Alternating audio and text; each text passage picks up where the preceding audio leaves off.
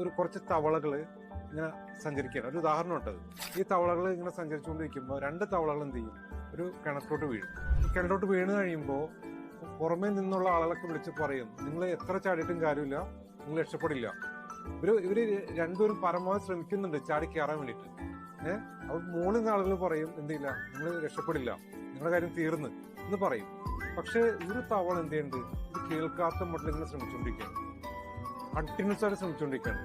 അങ്ങനെ നോക്കുമ്പോൾ അത് ചാടി രക്ഷപ്പെടുകയാണ്.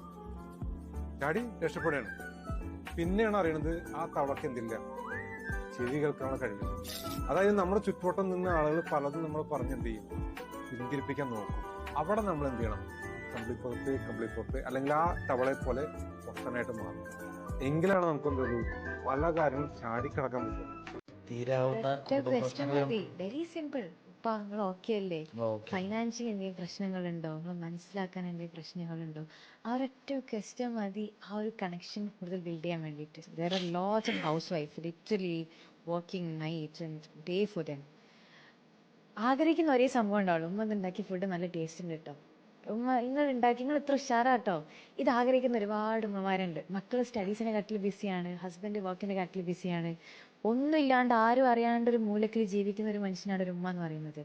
ആൻഡ് ലോകത്തിൽ കിട്ടാവുന്ന ഏറ്റവും ബെസ്റ്റ് ജോബാണ് ഹൗസ് വൈഫ് ആവുക എന്ന് പറയുന്നത്. പക്ഷെ ആ ഹൗസ് വൈഫ് അല്ലെങ്കിൽ വീട്ടമ്മ എന്ന് പറയുന്നത് മക്കളും ഹസ്ബൻഡും റിയലൈസ് ചെയ്യണില്ല. രാവും പകലില്ലാണ്ട് പണിയെടുക്കുക, ഫുഡ് ഉണ്ടാക്കുകയാണ്, പണിയെടുക്കുന്നുണ്ട്, വീട്ടിൽ ജോലി ചെയ്യുന്നുണ്ട്. ഉമ്മ ഉണ്ടാക്കിയ ഫുഡ് എന്ത് ടേസ്റ്റ് ഉണ്ട് എന്ന് പറഞ്ഞാൽ ആ ഉമ്മാന്റെ മുഖത്തുണ്ടാകുന്ന ഒരു പുഞ്ചിരിയുണ്ട്. അത് നമുക്ക് പറയാൻ സമയമുണ്ട്. എപ്പോ ആ മരണപ്പെട്ടതിന് മുന്നിൽ നിൽക്കുന്ന സമയത്ത് തണുത്ത ഹൃദയത്തോട് അല്ലെങ്കിൽ തണുത്ത ബോഡിയോട് വിളിച്ച് പറയാൻ നമുക്ക് സമയം ഉണ്ടാകും. എന്തുകൊണ്ട് ജീവിക്കുന്ന കാലഘട്ടത്തിൽ പ്രസന്റ് നമുക്ക് പറയാൻ പറ്റണില്ല. Ego will definitely play there.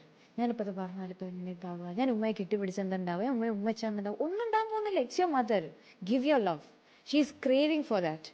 ഒരാൾ മനസ്സിലാക്കാൻ ആഗ്രഹിക്കുന്ന ഒരു ഹൗസ് വൈഫ് എന്ന് പറയുന്നത് ജോലിയില്ല, രാവും പകലില്ലാണ്ട് കിച്ചണാണ് ആളുടെ ലോകം എന്ന് പറയുന്നത്. ആ കിച്ചൺ എന്ന ലോകം സ്വർഗമാക്കാൻ പറ്റണമെന്നുണ്ടെങ്കിൽ അവിടെ ജീവിക്കുന്ന ആ ഭർത്താവിനും അവിടെ ജീവിക്കുന്ന ആ മക്കൾക്കും മാത്രമേ പറ്റുള്ളൂ. ഉമ്മ ഉണ്ടാക്കിയ ഫുഡ് നല്ല ടേസ്റ്റ് ഉണ്ട് കേട്ടോ, ഉമ്മ അലക്കുന്നുണ്ട്, നിങ്ങൾ ഇത്രയും എഫേർട്ട് ഇടുന്നുണ്ടല്ലോ, thank you so much. Very simple word. That's a heaven for her. നമ്മുടെ ലൈഫിൽ നമുക്ക് സമാധാനം വേണമെങ്കിൽ stop expecting from people and start accepting people in the way they are. എങ്ങനെയാണോ അങ്ങനെ അവരങ്ങ് അക്സെപ്റ്റ് ചെയ്യുക. ഈ ഭൂമിയിൽ ഒരു മനുഷ്യനോട് എക്സ്പെക്ട് ചെയ്തു, B it in business, sales or in personal life. മക്കളെ പോലും നിങ്ങൾ എക്സ്പെക്ട് ചെയ്യരുത്. നിങ്ങൾ എക്സ്പെക്ട് ചെയ്ത് ഇടങ്ങേറിലാവും. അവനെ അക്സെപ്റ്റ് ചെയ്യാൻ പറ്റുള്ളൂ. എങ്ങനെയാണോ അങ്ങനെ. ആ ഒറ്റ വാക്ക് അവർ നമ്മളോട് പറയുമ്പോൾ നമ്മൾ മനസ്സിലാക്കണം, നമ്മളോട് പറയാൻ സാധിക്കാത്ത, അതല്ലെങ്കിൽ നമ്മളോട് വിശദീകരിക്കാൻ കഴിയാത്ത അത്രയും അധികം സങ്കടങ്ങൾ അവർക്കുണ്ട് എന്നുള്ളത്. അതിന് അവർ ആ ഒറ്റ വാക്കായിരിക്കും ഉപയോഗിക്കുക, ഒന്നുമില്ല.